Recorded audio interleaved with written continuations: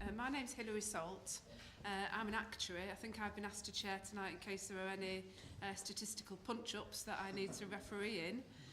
Our discussion issue tonight is inequality, why the big issue. And inequality seems to be something that's on everybody's lips at the moment. Kind of got to the stage where inequality in itself seems a kind of greater evil than poverty. So, you know, people almost seem to argue that if we were all a bit worse off, but equally worse off, that would be better than everybody being a bit richer but more unequal. I was really surprised to hear my own union arguing the other day that big discussion going on in the health service at the moment about agenda for change, which is the pay basis there. The big argument was around why agenda for change shouldn't be changed because it would lead to greater inequality. It wasn't the argument that you might expect people to put about you shouldn't expect pay rates to be attacked. So there's lots of areas in society where discussions around inequality seem to be the great buzzword at the moment. And I think in a lot of these discussions, certainly I'm one of those people who shouts at the radio when you hear flagrant abuse of statistics and research methodologies, which are often trailed out when people are making arguments around inequality. So that's our discussion point for tonight. We're joined by two very distinguished speakers. It's the Battle of the Downs tonight. So there's got to be a pun in there somewhere about dam-busters, I'm sure, at some point. So we're going to first hear from Professor Danny Dorling, who has a massively important and impressive CV, which is on the website for everybody who wants to read it in its full glory.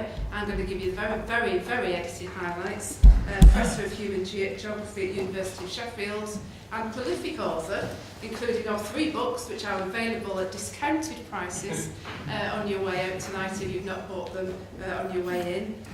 So he's going to speak for around about 12 minutes. Then we're going to hear from Daniel Ben-Ami, again, author and financial journalist. Again, you can buy his book at Ferraris For All at a discounted price on your way out. No Ferraris at a discounted price, unfortunately. So that he's going to speak for 12 minutes as well, and then I'm going to open it up for a debate from the floor. So we let our speakers get their 12 minutes each in, and then we'll open it up to the floor. So lots of questions you can be thinking about during the course of what they have to say. Okay, Danny, over to you. Thank you. Thanks very much for coming tonight. I'm going to speak for the case of why I think inequality is the big issue, why it is so important. And I'm going to give you some examples of that hopefully some of you may not have thought of before, because I think it's quite easy to think of a lot of reasons why inequality matters. It was interesting our chair said about this debate about whether you'd be better off living in a country where the average income was a bit lower but people were a bit more equal. You're all actually doing that because you're not in the United States of America. In the United States of America, you would be on average slightly better off, at least mean average. I'm trying to avoid any more statistics. But the variation would be much greater between you. And I know it's not completely free, but because you've chosen to be here rather than become Americans, I assume that you partly like the fact that we're slightly more equal than the United States. Before I get going on why inequality is so important, I should say that I'm not arguing that what we should have is a completely equal world. People who don't like inequality are not all arguing for perfect equality. We are mammals. Being mammals comes with a certain kind of problems of rank hierarchy and all kinds of other things. I was going to check out some questions to you, but maybe I won't. Just over, what's the most common mammal in Britain if you want to compare ourselves with one? Rats. Rats are good, but even more species. Okay, oh, this is interesting. I'm checking, I'm doing a test on the audience. Bats, well done, bats. So I won't get into any of these kind of comparisons with other mammals and so on, that isn't my area. But mammals tend to rank themselves in all kinds of things. I don't believe you could have a perfectly equal human society, although bats are quite good at sorting themselves out. Some mammals do things better than others. Some are highly unsuccessful the ones that are no longer here, quite individualistic mammals that tend to die first. Okay, I've got 4 things I've got to get through in the remainder of my 12 minutes. 4 issues that I think, when I hear these on the radio, when you shout at the radio, my shouting at the radio is, it's not about that, it's actually about inequality. So let me give you the first one. The first is housing. When you hear about the problems of housing, how come housing costs so much? How come people can't get it? How come we can't build enough? What should be done about housing? What goes through my head is inequality. The last census, I really will try not to do stats, it's a weakness I have. But I'll do one. The last census came out and it counted rooms, and it showed us that we had more rooms per person, and the biggest increase in rooms per person, about 2.5 rooms each. But it also counted bedrooms. And it showed that in London, even in London, there are more bedrooms than there are people. Even if nobody wanted to sleep with anybody else, ever. If you all wanted a bed of your own, and you were just in London, there is actually enough. So we have more housing than we've ever had per person, more space.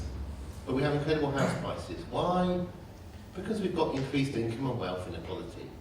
If you were to build 100,000 houses, would it solve housing? No, it wouldn't, because the people who've got the most money would buy it, and you'd need a third home. You know, one in North Wales, which is quite nice if you live in Manchester.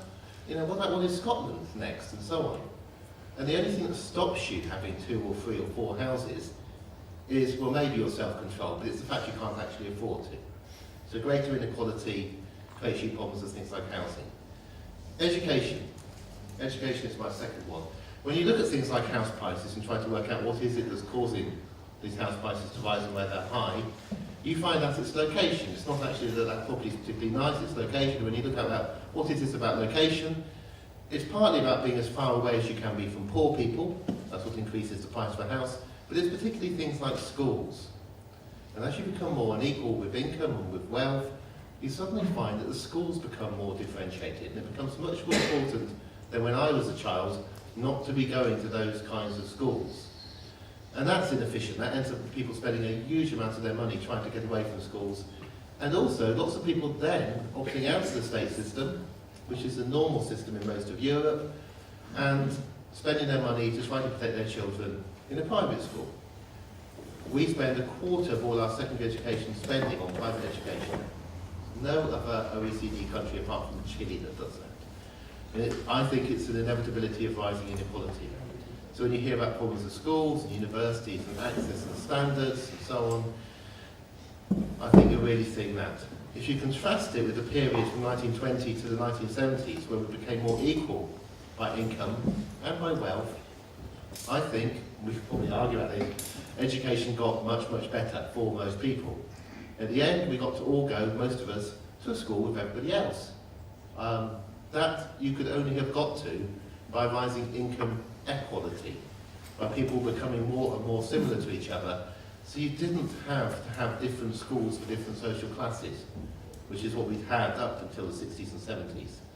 And why have we got all these academies, and why are things dividing apart, and why are parents setting up free schools, and why are people desperately trying to get their children out of the state sector in Manchester? Because of the rising inequality allows it to happen, and once it happens, once people start taking their children out, or start moving out of an area because the school's bad, the school gets worse, of course. And it's a problem of inequality, it's not a problem of education. I've got to be fast. Employment's my next one.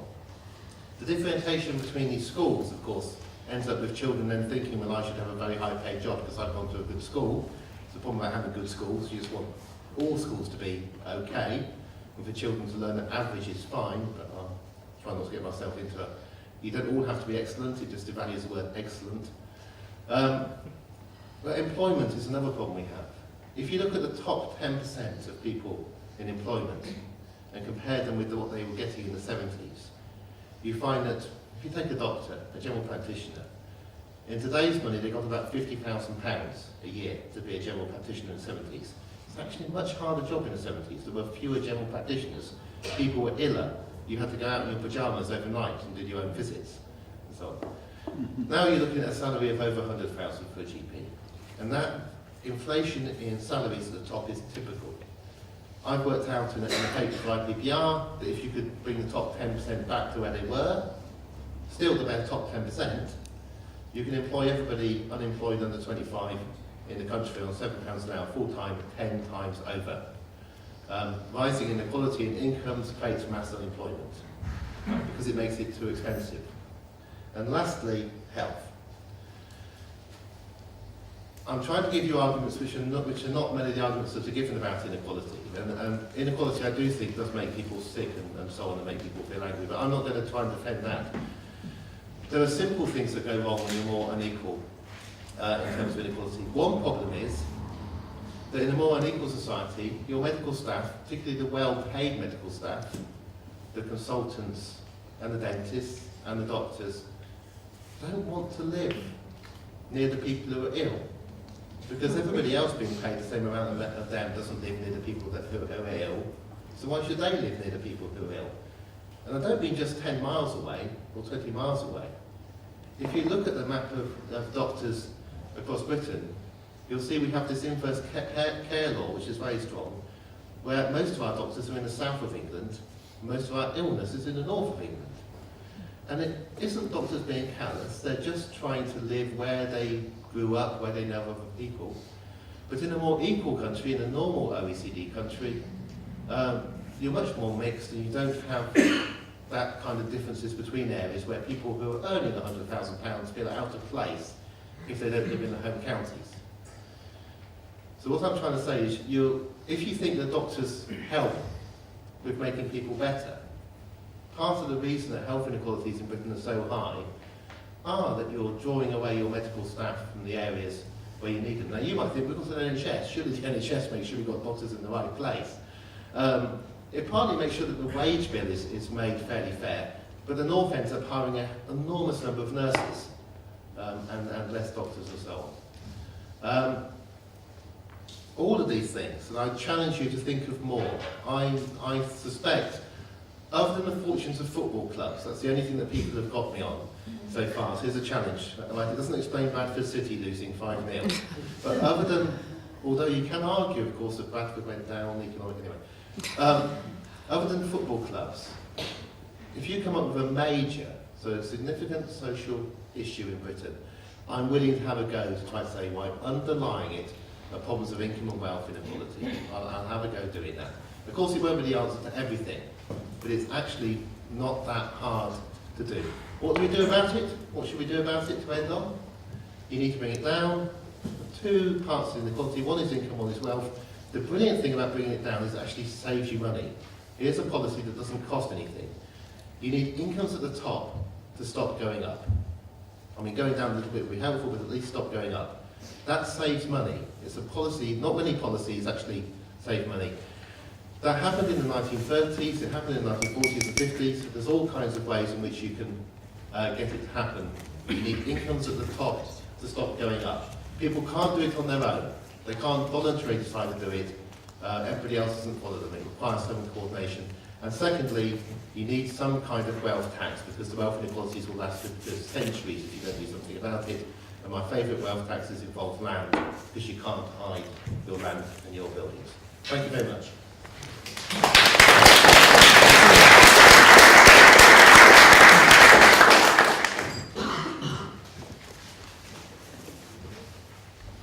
Okay, I think we need to be clear about what we have to debate here. I think it would be silly to debate whether or not British society is highly unequal, because it's pretty clear to everyone that British society is very unequal. It also seems to be true that, by some dimensions at least, inequality has widened substantially since the 1970s. There's not that much point debating that. It's also very clear to me that your life chances, if you're the son or daughter of a millionaire or billionaire, are likely to be better than if you're the child of an average person, let alone a poor person. So I really don't think it's important or necessary to debate those things. I think what it is crucial to debate is how we understand equality. What do we mean by that concept? Are we talking about equality of outcome, which Danny says very clearly that it's not? Are we talking about equality of opportunity? Are we talking about formal equality, in other words, everyone being treated equally? What do we mean by equality? And how does that relate to other things that we might value? How does it relate, for example, to freedom? How does it relate to the idea of progress, in particular economic progress? Because the way you define equality and the way you relate it to these other values has very, very important implications to what is actually, and should be seen as, a very highly political issue. It's not just a kind of academic issue. And I would say, broadly speaking, at least for the purposes of this debate, there are two versions of equality being discussed here. I would define my approach, I'll call it tonight, an enlightenment approach. Namely that after the enlightenment of the late 17th and 18th century, where I see equality as meaning formal equality, treating people equally, which I think is extremely important and is necessary to uphold.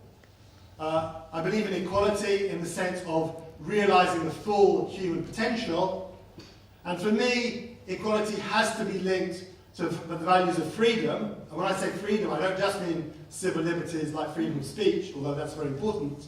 I also mean moral autonomy, the ability of people to do what they want to do without state intervention, unless they're doing something which is actively harming someone else. So I would see in that broader context, whereas I would characterise Danny's approach as a one-dimensional approach, where every single problem is reduced to inequality, whether it's education, whether it's health, whatever. You had a very good example of it in his speech, where every problem is just seen in that very one-dimensional view. I'd also characterise it, not on the basis so much of what he said, but on the basis of having read some of his books and listened to his speeches on the internet, as a technocratic, green, and actually a very elitist approach in a kind of PC way, and I'll explain why I think that. No doubt he'll come back on that, but I'll explain why. So very briefly, in the time I've got remaining, what do I mean by an Enlightenment approach to equality? Well, the Enlightenment, as a lot of people here will know, it emerged in the late 17th century and then through into the 18th century. And it's a very diverse school. There are lots of people. There's a moderate wing of the Enlightenment, a radical wing of the Enlightenment. So I'm generalising here. But in broad terms, there was no conception of universal equality until the Enlightenment.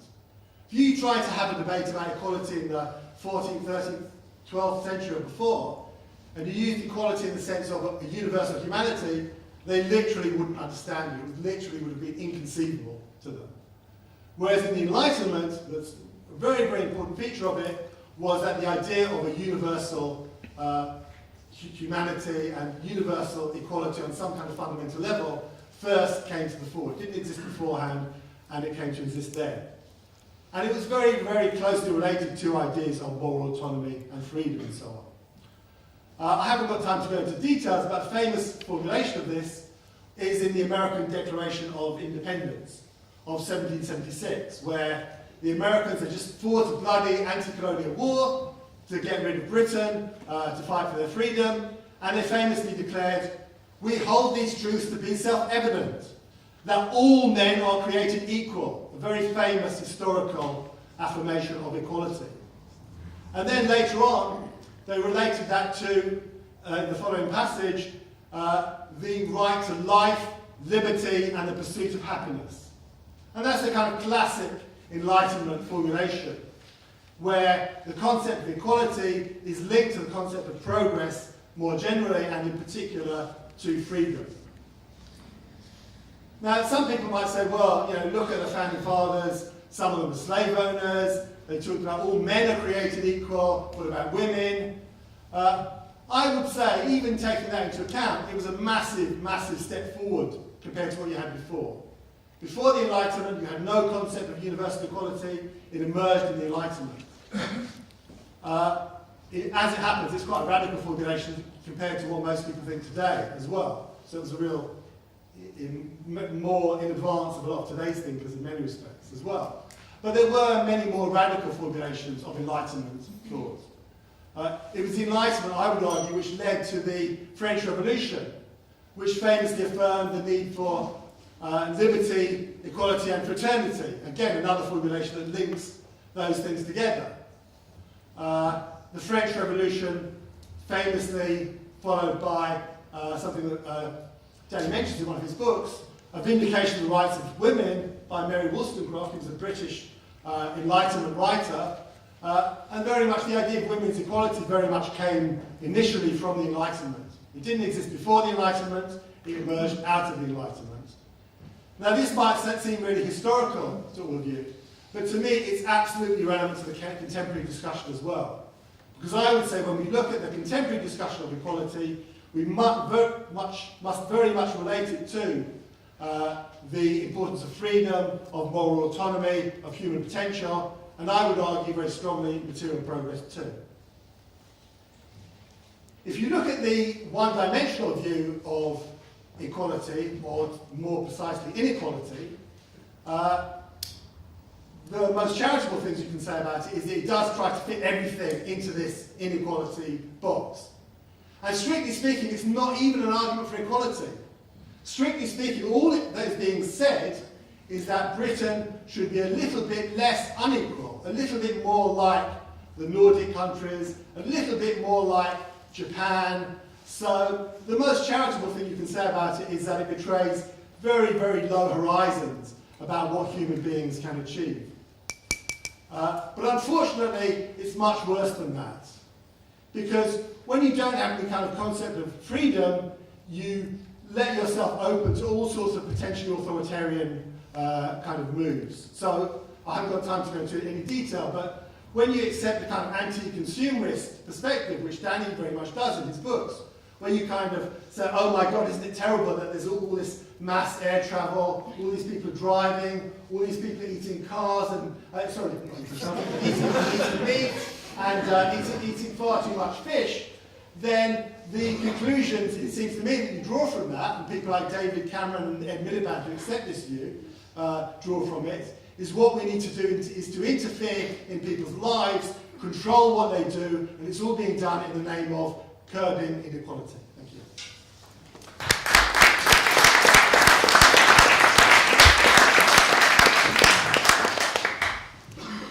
Okay, well, I think there's lots of controversial and differing views out there that our speakers have put in front of you. I'm going to open the floor to questions. Feel free to put in your own comments. They don't all have to be questions in a kind of House of Commons style. I'm going to throw one over to you to have a think about while we wait for other people to gather their thoughts. Which is a question on tax. So, Danny, you kind of suggested that one of the reasons why we might oppose some of the ideas about equality is because we might want to kind of oppose the way that the state intervenes in our lives. Now, I perhaps unusually these days, I like paying tax. I want the state to intervene in my life and take some money off me to fund schools and hospitals and roads. So, you know, are you arguing that kind of social idea of redistributing wealth is wrong? Danny, you said you gave a bit of a push for a land tax. One of the big issues at the moment that people are arguing about is paying for care in old age. And one of the things that, again, this is one of the things I shout at the radio for, is that people shouldn't have to sell their house to pay for their care. And that always seems a bit odd to me. You know, why shouldn't people have to sell their house? They can't really take it with them, can they? So I think there's quite a few issues around tax that might be a useful areas to explore in the discussion. But I'll take all the questions, and you can come back on whichever questions you want as we go along. So who's got questions or points? Right at the back, we've got a roving microphone coming your way now.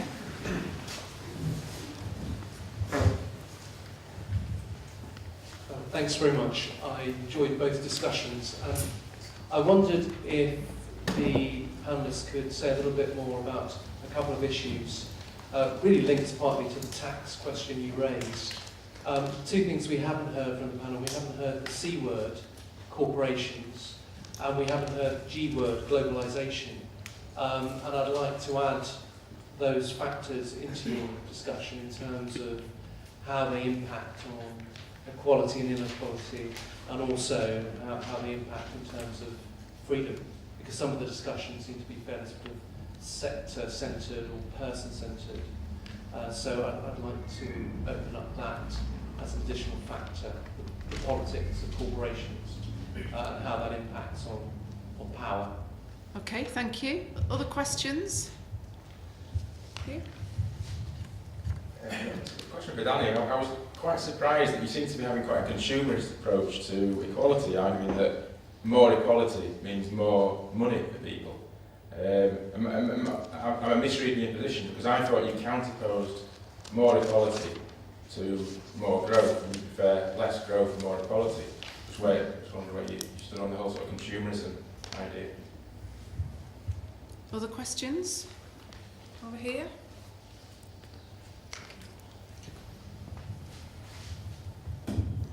It's just a question really about, and Daniel, I think what you try to do is use a conceptual basis for your understanding of equality, and I think I like that, because I think before we get into tax, globalisation, institutions, we need to understand what your different versions of equality is. I just suggest that your version is a very partial reading of political philosophy and history, and you take a very sort of libertarian view, I'd say, rather than an enlightenment view. It's a very individualistic concept of equality. It doesn't talk about the social relationships between individuals.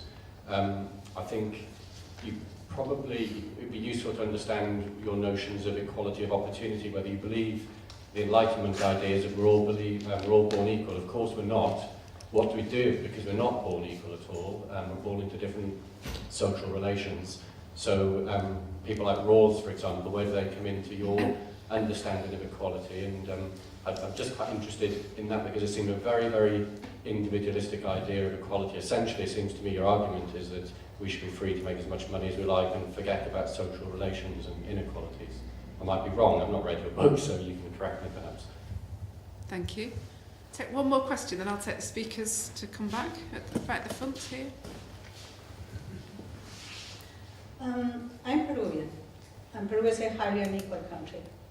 And before coming to the UK, I was living in the United States, again an unequal country.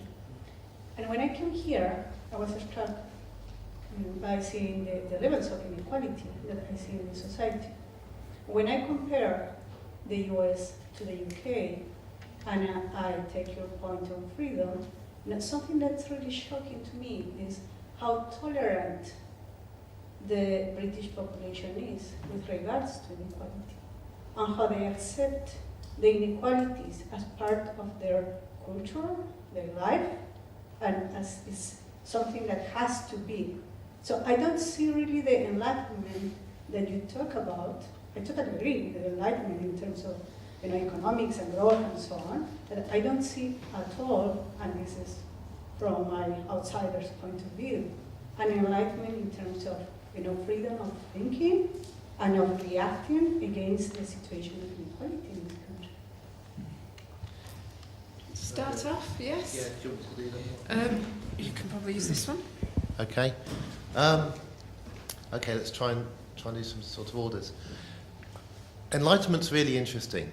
I always worry about ideas where somebody's given the idea a great name, like rational optimists, who think they're rational and they're optimistic. And you've got to look at who decided to call it enlightenment, and also what the enlightened people then did to the rest of the world.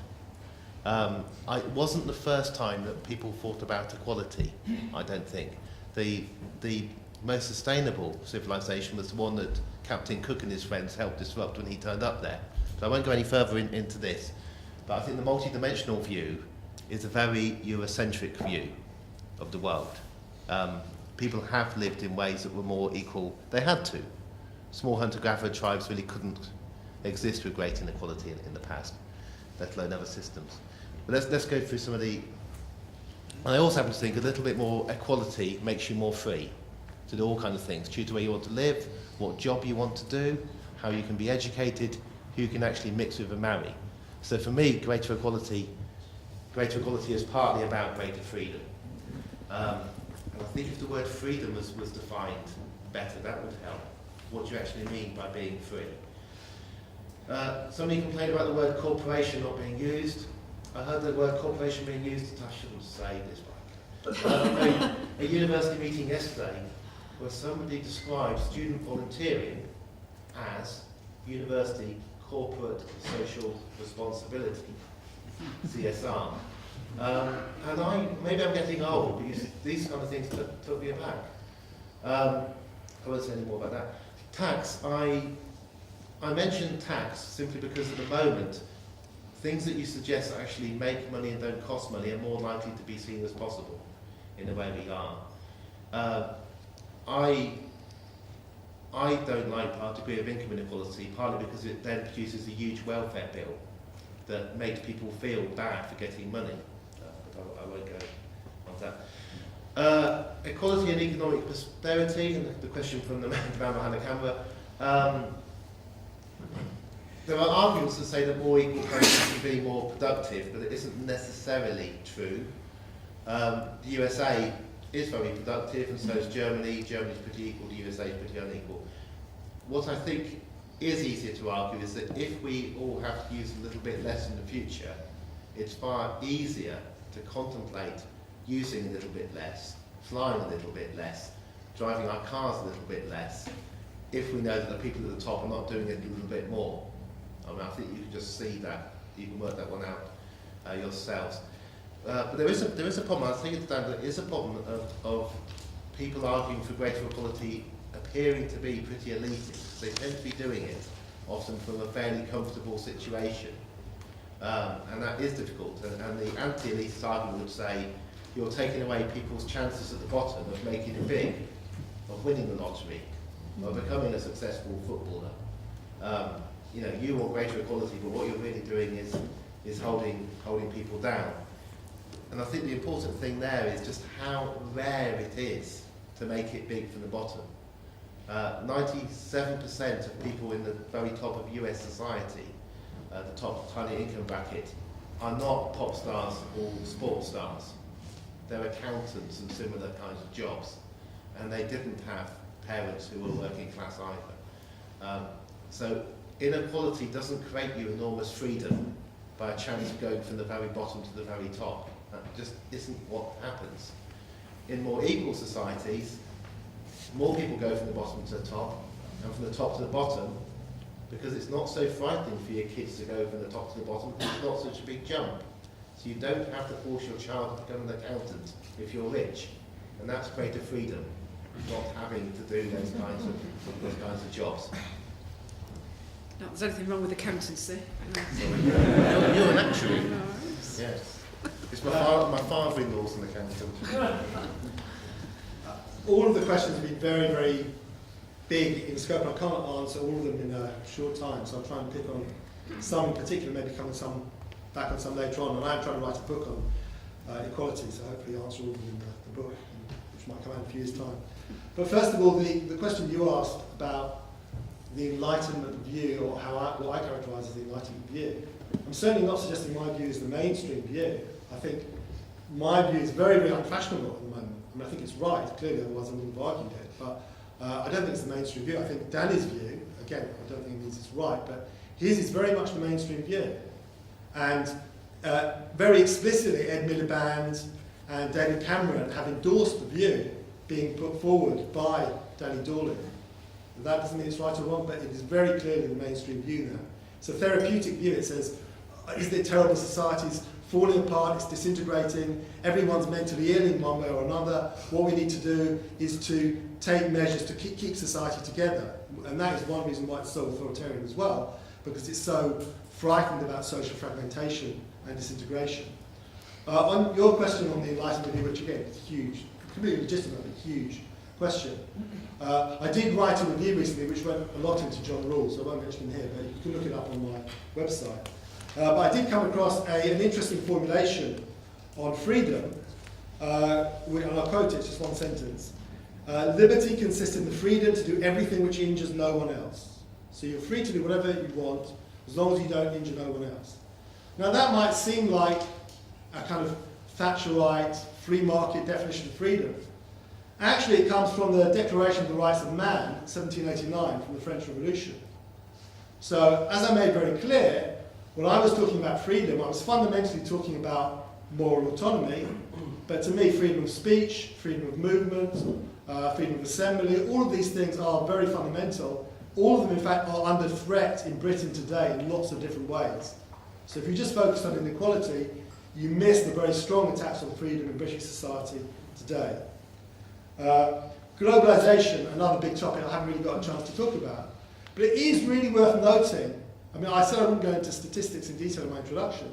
It's really worth noting the key way in which Danny's statistics, I would say one-sided and other people like him, is they keep on focusing on inequalities, and there are substantial inequalities, but they don't look at the fact that in absolute terms, in many respects, things have been improving. So if you take life expectancy in Britain or America, even since 1980, which is when equality started to widen on his figures, life expectancy in Britain and globally and in America has increased substantially by several years. And you could take lots of other indicators where that is the case. Poverty, if you take the official World Bank figures definition of poverty, it's fallen both in absolute terms and in relative terms worldwide also over that period. So, you know, you can talk about inequality, yes it exists, you can't be one-dimensional. You also have to look at what's happening in absolute terms. You have to balance both different things. And finally, is Danny suggesting, he talks about hunter-gatherer societies are unequal. Yes, they are unequal. But I would much rather live, they're relatively equal. I would much rather live in Britain today or in the United States, where I have access to modern technology, to universities, to art galleries and so on, rather than in a relatively equal hunter-gatherer society where if I get toothache, I can't go to a dentist, I can't get modern medical care. So relative equality is not everything, and I would much rather live in an unequal modern society than the kind of primitive society that he sometimes romanticizes. On romanticising it, the interesting, I was going to say about how easy it is to get to a dentist now, but hunter-gatherer societies got human beings up to 6 feet. They went down with farming, and they went down to a minimum of the Industrial Revolution in buildings like this. Manchester recorded this morning. We're back up again with greater equality, nutrition, back up to hunter-gatherer size. So I wouldn't want to go back because we actually are. Our nutrition and our bodies are back up to where we are then. But the rich countries of the world, almost all are the most equal countries compared to the other half, the other 2/3 of the world. Getting richer tends to come with greater equality. So the most unequal of the rich countries, America, which has an 8-to-1 ratio at the extremes, is almost identical in inequality measured that way to China, which is one of the more equal of the poorer countries. So greater equality is something you get with economic progress. You don't get to be rich unless you treat your workers nice enough so they can actually grow up and be workers. The two things come together. Okay, we're going to take more questions now. There's one at the front here. Yes. Now, about this definition of freedom as the right to do whatever does not harm somebody else, do I have, therefore, the right to walk about the streets of Manchester without inhaling noxious gases? This is not a pernickety or trivial point. At least my grandson, who graduated recently in environmental science at one of the Manchester universities, tells me that he learned about the locations here near the city centre where breathing the air can be shown to have a marked deleterious effect on the health.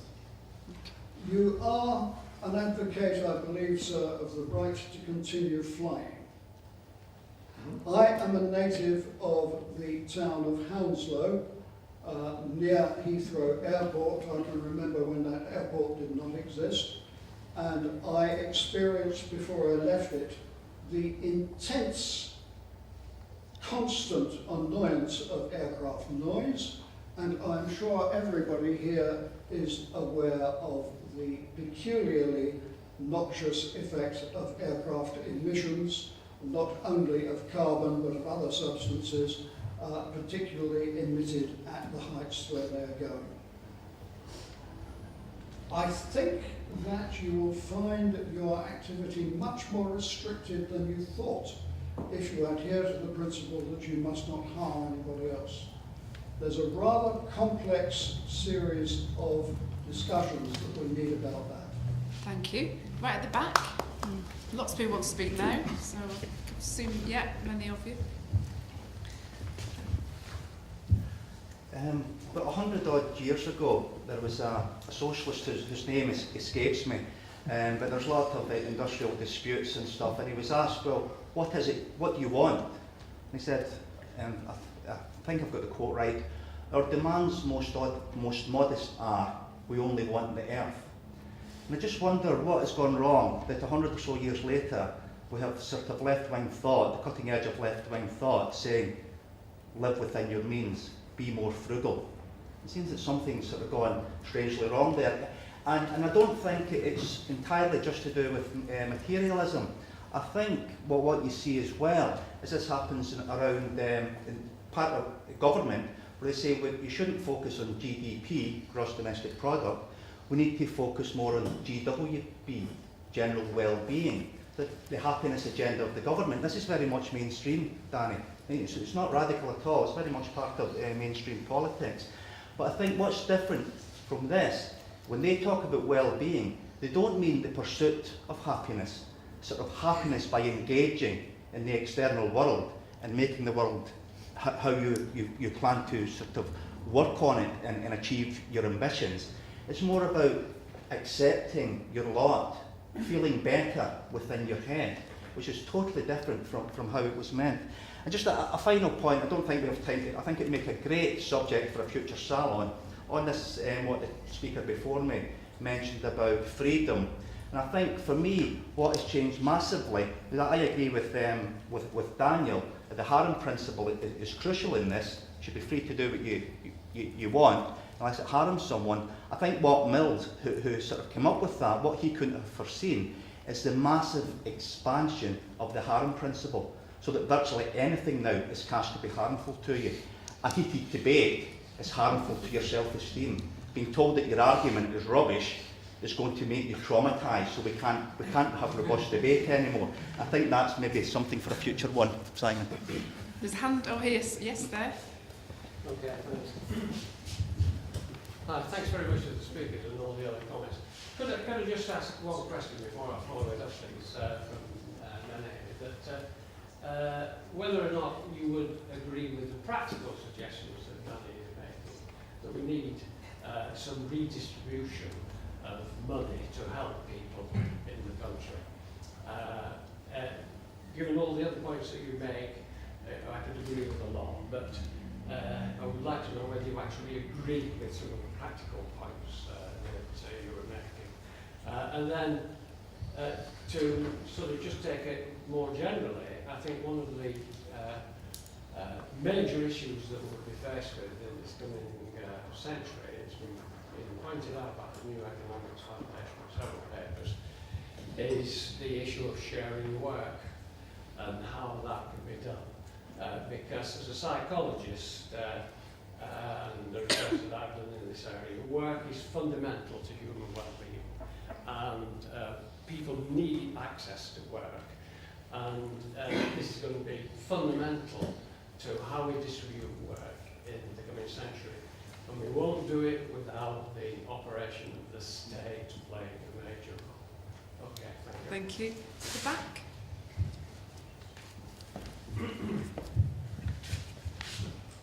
Hi, Danny. My understanding of your argument appears to be that you think there's a common root to both equality and liberty as concepts, and that you think that to ignore the emphasis on liberty is to the sort of greater detriment, which you may or may not agree with as a characterisation of our argument. But in the event that you recognised at the beginning, as you did, that inequality does exist and that's quite problematic for some people, what would you propose to deal with that problem, if you perceive it to be a problem, that you didn't think impinged on personal freedom? And do you think the two are fundamentally juxtaposed and simply cannot be reconciled? Or do you think there's some way around this? Thank you. Thank you. At the front. Sorry, I'm making you run up and down the aisle. I need the exercise. I just want to pick up what someone said about harm. We harm the society. I think the greatest harm most of us do with this liberty is harm to the environment. And as we're coming to an age of global warming and pollution and other things which are going to destroy us all, that to me is the greatest harm we have to watch out for. And in the Spirit Levels run-up book, they're showing that in fact societies which have greater equality take far more care of their environment. And I see that from my travels around the world. So I think it's absolutely essential to tie these two together. It's all very well saying having liberty, but if it's liberty to destroy not only yourself but your neighbours by your behaviour, then that's not the sort of liberty I want to see. Thank you very much. Take brief comments back from the speakers and then we'll come out for another round. Daniel, do you want to go first this time? I'm trying to work out a clever way of coming back most economically at what's been said. I'm just constructing a list here, which I'll kind of ad-lib on. Things that I'm in favour of and things that I'm against. I would be in favour, for example, of a progressive income tax. So in other words, if you earn more, then you pay not just more, but proportionally more of your income as well. I'd be in favour of that. I'd also be in favour if, say, a factory was spewing out really harmful chemicals, I'd be in favour of laws against that. So those things I'd be in favour of. Things I'd be against, certainly against any restrictions on air travel. I mean, Danny was posing it kind of nice, but kind of slightly restricted. To me, in fact, the problem with air travel is that not enough people can afford it. We need to make it even cheaper. We need even more air travel, and we need to improve the technology so more people can do it. And finally, on this question of the meaning of equality and bad, which is a very tricky question, one of the things I would argue is that once you accept this notion of an environmental limit, which actually is an anti-enlightenment idea, that there are environmental limits on what human beings do, rather than the enlightenment idea, which is we've got to shape the environment to benefit humanity. Once you accept this idea that we have to limit consumption, we have an environmental limit, then the demand to curb inequality has a different meaning. And that might sound very academic. But in fact, what's happening, and the reason that Cameron and Miliband and also Barack Obama are so keen on emphasising inequality at the moment, for example, Barack Obama has said inequality is the key issue of our time, is precisely because he's trying to promote this idea of shared sacrifice. So the idea is that, well, there's a limited amount of resources in the world, we're probably consuming too much already, therefore we need equality and sacrifice. Everyone needs to make sacrifices, everyone needs to make do with less, or most people anyway, need to make do with less. So although it sounds like a very radical argument, in fact it opens the way. It's the most powerful argument for austerity. It's the real pro-austerity argument. So although it sounds very radical, I would say it's a very ultra-conservative pro-austerity argument that should be very vehemently opposed. Yeah, it wasn't just Obama in his speech of inauguration, it was also the President Nudi put in President of China. And inequality as number one, and then corruption as number two for China. Cameron, I think you're right, Cameron doesn't support this. He does see inequality as a problem, but the problem is people seeing it. If you just recognised your place and didn't look too far up or too far down and were happy with your lot in a kind of medieval village society, so the Conservative Party leaflets on inequality say it's a problem, but it doesn't take you long to get to what they think the problem is. They're free to do what you want as long as you don't cause others harm. It's a crunch of this, and it's what is harm. If some of you want your children to be taught by a teacher who only teaches 10 of you, that teacher won't be available to teach a class of 30, and other people's children will have to be taught in classes of 40. If one of you wants the doctor to treat you when you want, rather than to go in line, somebody else doesn't get the doctor. That's the problem, is all the actions you do that actually do cause harm, other than stabbing somebody directly with a knife. There are other ways in which you can kill people without having been near them. On the socialist 100 years ago, and all we want is the earth, in a way all we want is the earth still to be here. The Enlightenment was remarkably unenlightened. The Enlightenment idea that we should shape the earth to do what it is for us, and that's fine, is a remarkably short-lived philosophy of life compared to those other civilizations. Just isn't a good one to look at, let alone my friends who agree get annoyed about us not going back to them. The socialists from 100 years ago, the interesting difference now is, do you want this room to be any warmer, or are you happy with the temperature it's at? Do you like the amount of light you're getting, or would you like there to be more light? Are you happy with the clothes you've got, or can you not afford to get clothes that keep you warm?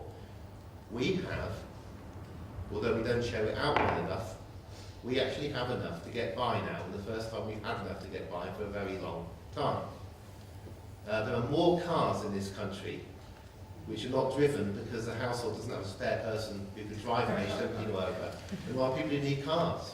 I'm not saying we'll find a new way to share those cars out that people can't drive, but that's the difference from 100 years ago. The question is how we deal with it now. Air travel is a fascinating one. Air travel is one I certainly would say I haven't got an answer to, because I do not see how I can tell people who are younger than me that they cannot have the kind of travel that I've had. And I think the kind of travel I've had is not that unusual. I think I've travelled more miles than all the people I've descended from since they were not human beings. And that's really scary if you add it all up. Which makes you think this is very, very new, what we're doing. I wish we could find a way of travelling a bit, of still getting people around the planet, but a bit slow and floating. I don't think we're going to get people. I don't think you'll. I think we're going to get people to give up cars and all other kinds of things. But telling people at the age of 25, you can't go and see another continent, but I have. I don't think we're going to get away with it. So you need to find a way that makes it possible to do. At the moment, more and more the middle class are flying, fewer working class people are flying. That's what is going on.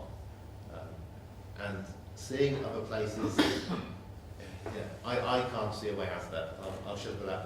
So don't have an answer to everything. Thank you. Okay, more questions or points or disagreements? At the front here. Observation of both, really. To me, both of your arguments seem to hinge around power, wealth. Daniel's argument seems to be about power stated as personal agency versus the power of the state to take away your personal agency. And Danny seems to suggest that the state actually underwrites your personal agency. I'm just wondering if I characterise you right, or do both parties actually see a problem in both cases? But the other thing that hasn't particularly come out is corporate power, the position of corporate power that was posed by a speaker earlier, and I haven't really had an answer on that. And the next thing is about wealth. I'm reasonably comfortable with the degree of wealth distribution, but I think it's more for Danny. Do you accept that in any way the very, very unequal society we have and the unequal globalised world that we have has actually helped generate the enormous wealth that we have for redistribution within Britain? Or should we really be redistributing it to the other poorer countries? Okay, more questions and points? Here? I think when we're talking about liberty, we ought to think very carefully about the freedom that we don't have to violate the laws of physics.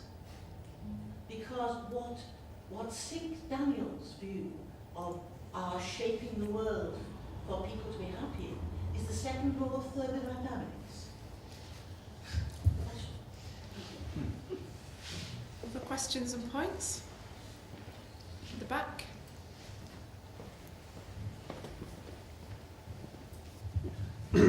Excuse me. About the freedom, about do we have the freedom not to be affected by car pollution and such like? I think I'd much prefer being affected by car pollution than I would by the germs and food deprivation that existed before the Enlightenment. I think the one thing that I think that Daniel made clear was Danny was that he referred to your approach as being a sort of one-dimensional. I mean, one of the things that I see about poverty today is, and the issue of poverty, is that it's being used to explain everything. It's being used to explain the ills of society. And so I come from this traditional left-wing thing from years ago when being a left-winger actually meant something.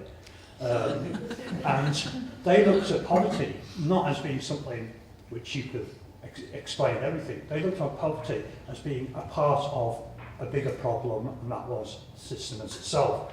And I don't think you can say that these. I think there's a rather odd approach to things these days in that poverty is being used to explain everything. You talked about education and you talked about jobs, and the government have actually tried very well over the past 20 years or so to actually address both those problems by joining them up together. And what they've actually done is they have actually brought around an equality in education. Right? They've made it worse for everybody, from university students to primary, right down to primary school. Basically, what they've done is that they've used it to try and address this equality of jobs, and they've turned education into a sort of vocational thing rather than a knowledge thing. So I think that's an example of where using issues like poverty or being one-dimensional actually leads to a worse situation than we've had before. Okay, and behind? Danny, yeah, just to come back to you on the house issue, you said 100,000. If you build 100,000 houses, then that will effectively mean third homes for the rich. My grandma lives in Castleford. Every time I go there seems to be a new housing estate being built, and I could swear those people, it's their only home. You know, I'm pretty sure there's no rich people getting their third houses in Castleford. So your argument seems to be one-sided. You always seem to be shying away from the fact that as human beings we can create things that are good for other people. And surely the purpose of acting in society is to do good things for other people. But the only good you seem to want to do is just to take from the rich and give to the poor. What about the other creative aspects of existence? And just a point on here, somebody mentioned the psychological benefits of work. That's come up in another point that somebody made. But it's interesting how work itself is no longer seen as an activity that is undertaken to create good things for people. Work is viewed as either something that people need to do because of the psychological benefits it brings them. So the unemployed are seen as suffering from low self-esteem and they need work to improve their psychological well-being. And then people who are in work and are working are seen as suffering from overwork. And they're told, oh, you're overworking and you're over-consuming. You need to get off the work consumption treadmill, to work less and consume less. But the problem with that argument, of course, is that people are quite happily consuming and working and are not interested in working less or consuming less, where the elitism of your argument comes in. Okay, a few comments at the back. Simon? Danny, you asked us to work it out for ourselves, and up until now I've not been able to work it out. I don't get the idea that we should have less, or that I should have less. I'm relatively poor, but you think that I've got enough clothes and I've got enough of everything that I need. And if we all don't aspire to have more, then we can all be better and we can share it out. What if I want more and I don't accept your parameters that I should not aspire to more? Where does the equality come in to that? To me it sounds like you're enforcing austerity, which I can understand why you want to say that. You will be very popular for saying that, certainly within the establishment. Right at the back, and then we'll come forwards. Is evidence or ideology more important to both panellists? So there's a couple of bills forward. I want Daniel to come back to the issue of freedom and really answer the question of what freedom means, how can we be free and not harm others in this extremely interconnected world where climate change is an actual real issue, and also to explain how he thinks that we don't live in a finite world and that we have environmental resources. I mean, techno fixes, I know lots of them are out there, but if we take the case of flying, and so a different way of doing flying is biofuels. What are biofuels?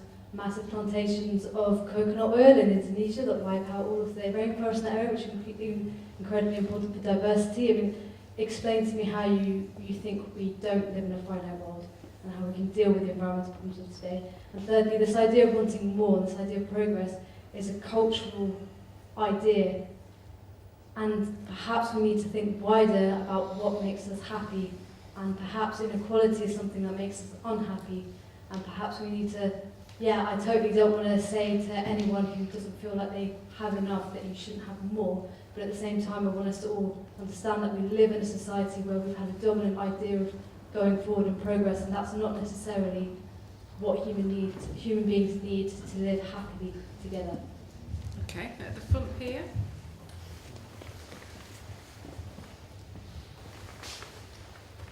And I love that last contribution, and thank you very much for your presentations as well. I think I just want to add to the last contribution the idea that, because I agree with a lot of it, I agree that not having economic growth at the moment and what we have in terms of austerity is not what certainly I want at all, and many people don't want who do want more equity. But is it possible to have prosperity without economic growth if we have got finite resources?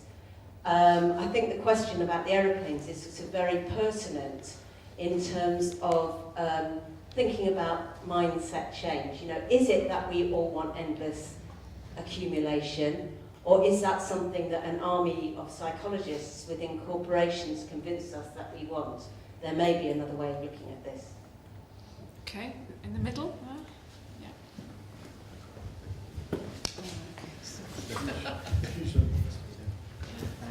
I'm concerned that the way inequality is looked at is the solutions proposed are sort of very sort of paternalistic to look after the less wealthy, whether it's you look at it in the UK, you know, for unemployed, to looking at how you perceive people in developing countries. It's always very paternalistic rather than the view of freedom I have is for each person to achieve their own human potential, to achieve their own ambitions, and you need the sort of freedom to be without restraints to be able to do that.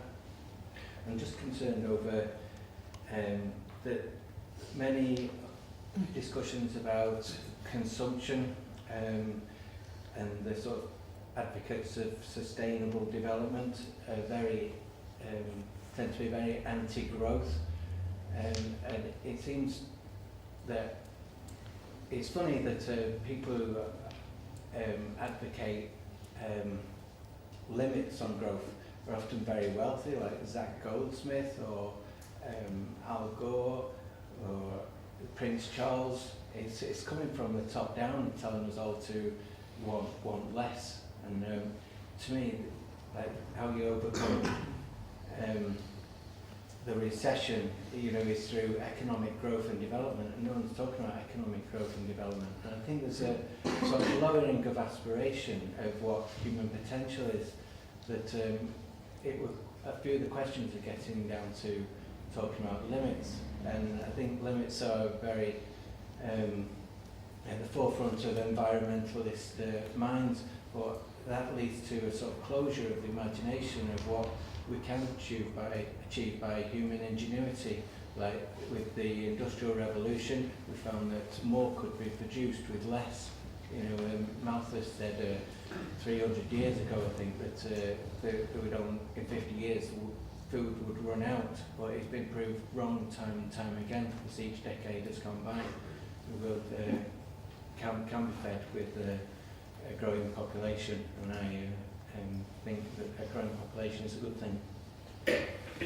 Okay, I'm going to take brief comments from our speakers and a final last chance for anybody to ask any questions before I bring the speakers back for a final time. Okay, I'll try and do justice to that major question. Is it evident to ideology? Ideology tends to trump, at least in my view. But over time, your ideology changes, and something must be changing it. It's other people's ideologies, but also a little bit of evidence. Talking about over time, I'm now old enough to be able to remember people in the 1970s in left-wing meetings talking about how the left-wing used to be left-wing in the 1950s. And on progress and cars, way back, to go back to much more left-wing in Manchester, the biggest killer in this city 150 years ago was cholera and the sewers. The fact that there weren't sewers, they put the sewers in. The biggest killer now is cars. And if you look at different societies, they treat cars differently. Japan has had declining numbers of cars for 20 years. These want tons of metal and steel driving around. They kill more people in the US. How we deal with cars is an issue between places. We do need more houses. The only 10 for the last 150 years. It's just building them right and sharing them out right. Kensington and Chelsea, the population is going down at the moment. That's not a good use of housing in the middle of London. What's wrong with wanting more? It's not your fault, it's not my fault that I want more. I mean, I certainly don't, necessarily want less, but it's a part of a fact of where you live. So the people who want more than most are Americans who are buying it. The poorest tenth of Americans have incredible amounts of good air conditioning.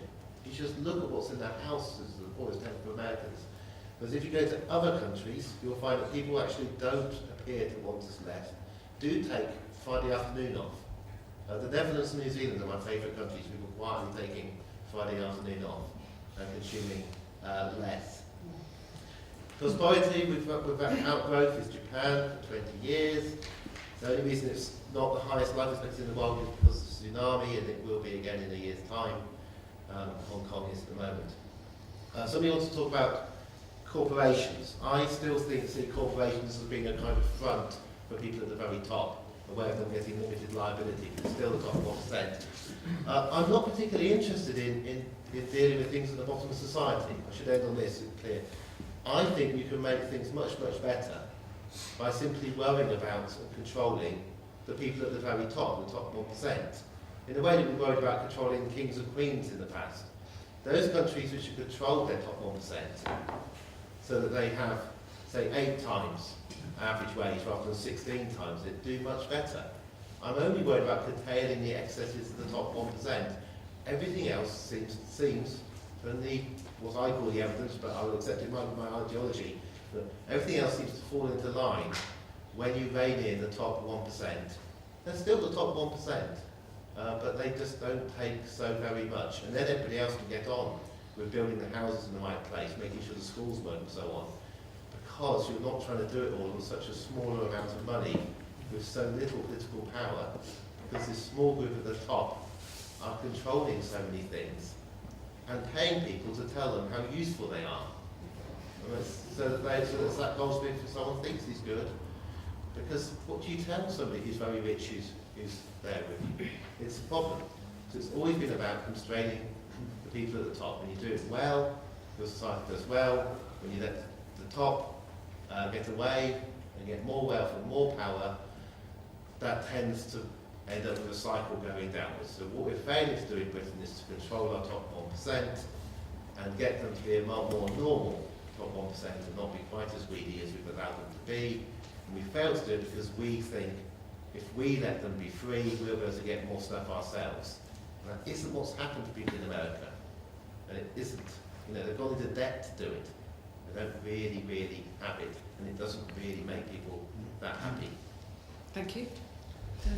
Okay, well, I've got lots of things to say, lots of these questions, but I'm just going to stick to the question of economic progress, which I have written a whole book about, which is the same, Ferraris For All, which does take up the second law of thermodynamics, does talk about the idea of finite world. I also debated the idea of a finite world with Tim Jackson from the New Economics Foundation. You can find the debate on video on my website, so I can't really answer it fully here, but there are very important questions that do relate to the question of equality, which is the main focus of discussion tonight. Just to say a couple of things though. First of all, I think Greens should be more consistent.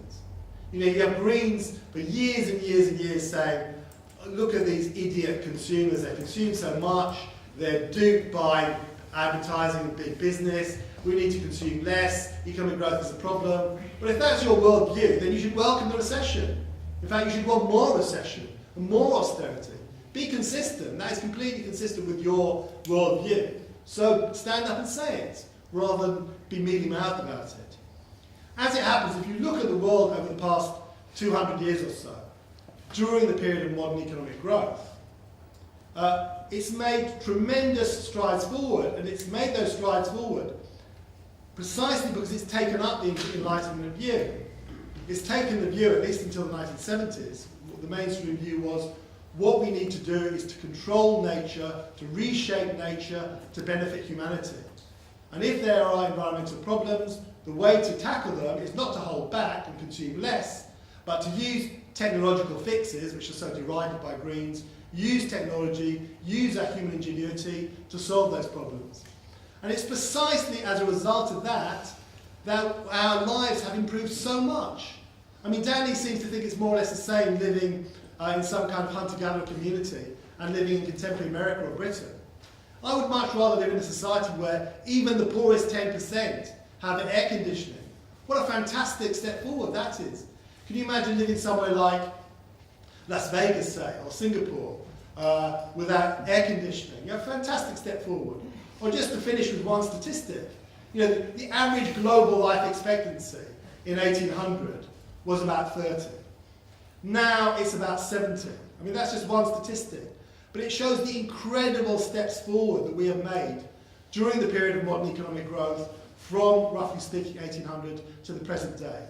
That doesn't mean there are no problems. There are still problems. There's still inequality. But the lesson I take from that is we need even more growth, even more development, even more human ingenuity, and not less. Thank you. Right, a final chance for any points or questions or queries or disagreements with what our speakers have said. Over here. Thank you. It's been really interesting. And I'm really interested that we've gone through a whole evening talking about equality without going beyond differences in wealth. And we've not talked about the difference in equality in gender or race or disability or any of the other things that are really complex and that affect things, not just wealth, but the way people live and the quality of their life and the power relationships. And I wonder if you could just comment on that. Okay. There's a hand somewhere. Yes, there.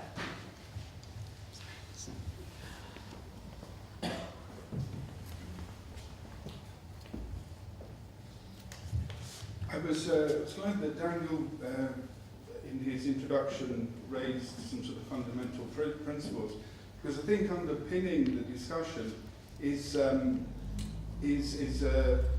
issue of the relationship between, I think, liberty and fraternity and equality, in particular the tension between equality and fraternity, because I think there's we need to bring out those tensions, and indeed I think we need to make the ideologies clear, which underpin in many ways the two positions. So I wondered if it's a very complex question. Indeed, it was a central political debate in the 20th centuries. But I wonder if the two speakers could sort of tease that point out. For example, whether equality does rest upon fraternity, whether you can only be equal in a particular form of social setting. In other words, the individual is only ever truly free within the collective, or whether the collective always is a restriction on the individual. Because I think that sort of ideological issue underpins it. A point that Danny made about left-wing meetings, and in particular, revisiting the past. And one thing that struck me with some of his ideas, that they struck me as, in one sense, quite static, and it reminded me of debates in the past, in the late 60s and 70s, about wealth taxation, which always seemed to assume a sort of fixed body of wealth that should then be redistributed. And I think the argument on the left, and I would still stand in that tradition, is not to redistribute fixed amounts, but actually to expand. The traditional left-wing argument, which was referred to earlier about wanting the earth, was always about the expansion of production.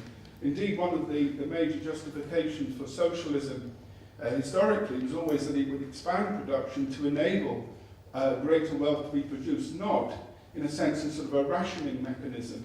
And again, I wonder if Danny would comment on that, because that seems to me to be quite a radical departure from what would have once been thought of as quite a radical position. Okay. And the advance on meetings in the 1960s will be taken. I've got it just in front of you, then at the back, two at the back, one here. Does anybody else want to speak? And over there, and over here, and then that's it. I'm sorry. Okay, it's just a quick one this time. It's just on the housing question which was raised there. Housing is a particular issue to me as an architect, but at the beginning Danny said that you could just build another 100,000 houses. No, it was just a fair example, but the last Labour government did a lot to try and address the issue of affordable housing, and developers all tried to make smaller houses to see if they could make a house for £60,000, but it was just it's a very misguided project really, because what you need to do to make affordable houses is build more. You know, every year we build far fewer houses than we really need to, because the old ones are getting need ready for demolition, and there's a rising population. So capitalism has always been about restricting growth and development. It's not true that developers want to build over all green land. The developers don't want to build, they want to build small amounts so they can release them gradually and keep the values high. But this goes hand in hand with anti-growth, that by restricting development it keeps the values high. So, okay, two right at the back, on the back row. Hello. It's said that by some people that you need to make money before you can redistribute it. And indeed, almost in testament to this, the most equal part of our history, the 50s, I venture to say, was a time of massive economic growth. I just wonder if we can have equality without economic growth, and if this situation is sustainable in a situation where resources are finite. Okay, there's somebody else in the back row. Hi there. I just think the debate on the environment and the plight that humanity faces right now has completely outgrown the debate on freedom. If we look at hard factual evidence and data, it's clear that climate change is happening and we must do something about it. And to put it in Daniel's terms, our freedom to continue to consume in the way that we are now encroaches on future generations' freedom as well. And I'm not denying the importance of freedom, but I think in this case, evidence has outgrown ideology, and without a sustainable planet, we don't have any freedom whatsoever. Okay, here, and then we're coming to the front. Yep. Just to comment on the relationship between freedom and equality, because I'm still thinking through Daniel's talk really, because what you're actually saying is that it's really freedom is the essential aspect of equality, and that when people were demanding freedom and equality, they were saying, I don't want to be treated as an inferior person who has the decisions about my life made by somebody else. And so equality and freedom went together. And it just seems that freedom, just as you made it, freedom's always seen as the freedom to do harm to somebody else. It's seen as freedom, a freedom that needs to be restrained. But surely freedom, even if you want to tackle climate change, surely we need freedom. You need to persuade people to act, to tackle climate change. You need to use your freedom to pursue a common project with everybody else to tackle climate change, if that's your priority. You know, you can't get away from the importance of freedom either way. And back to front, please.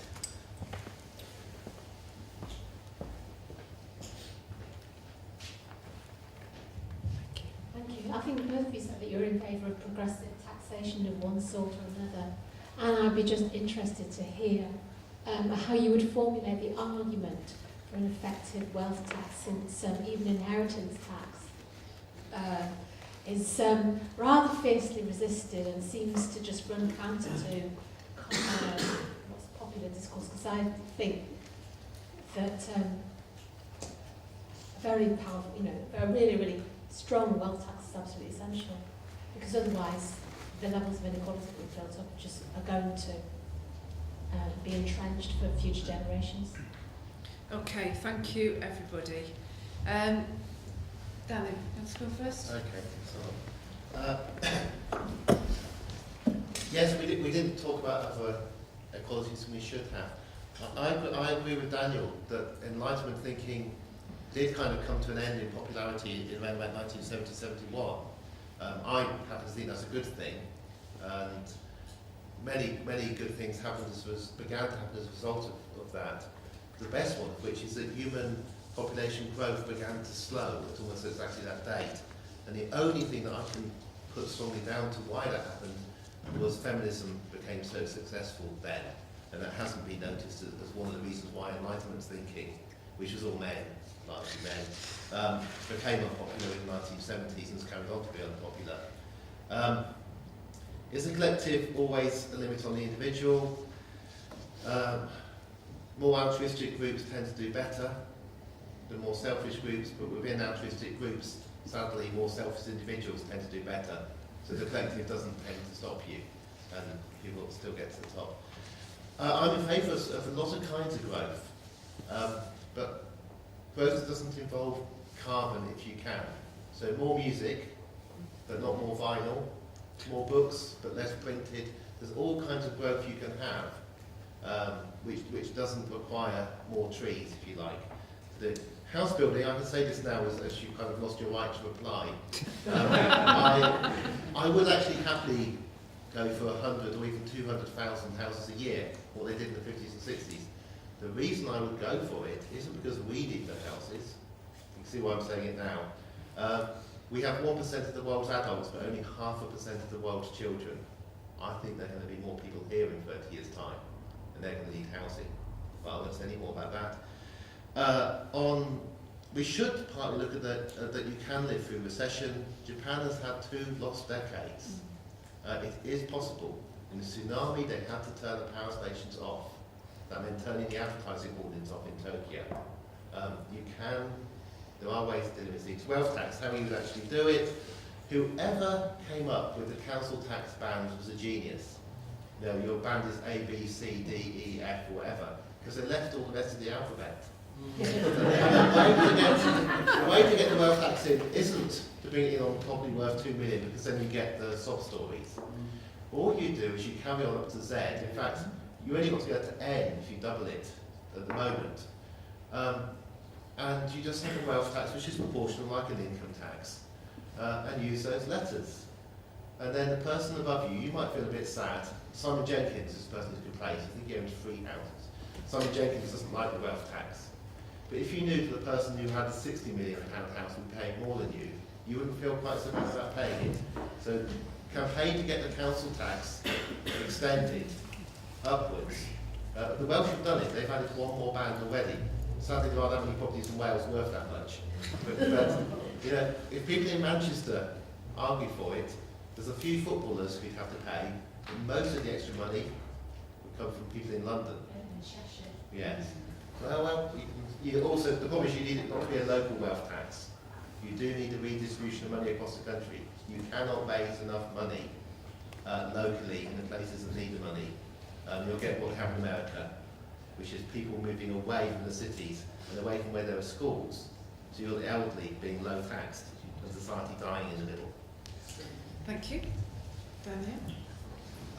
Okay, well, lots of excellent questions, but again, just apologies, but for practical reasons, I'm going to focus on 2, on climate change and the question on gender and disability and so on. On climate change, I think they get the guy back, so I don't know your name, but you kind of were almost consistent and then you pulled back a bit. I think if you believe that climate change is such a huge problem and that our capacity to tackle it is so limited that we need to restrict freedoms, you should say that explicitly. You kind of hinted at that and then you kind of veered away from it. That was my reading of it anyway. Whereas the way I would see it is, first of all, freedom is an extremely important value which we should uphold.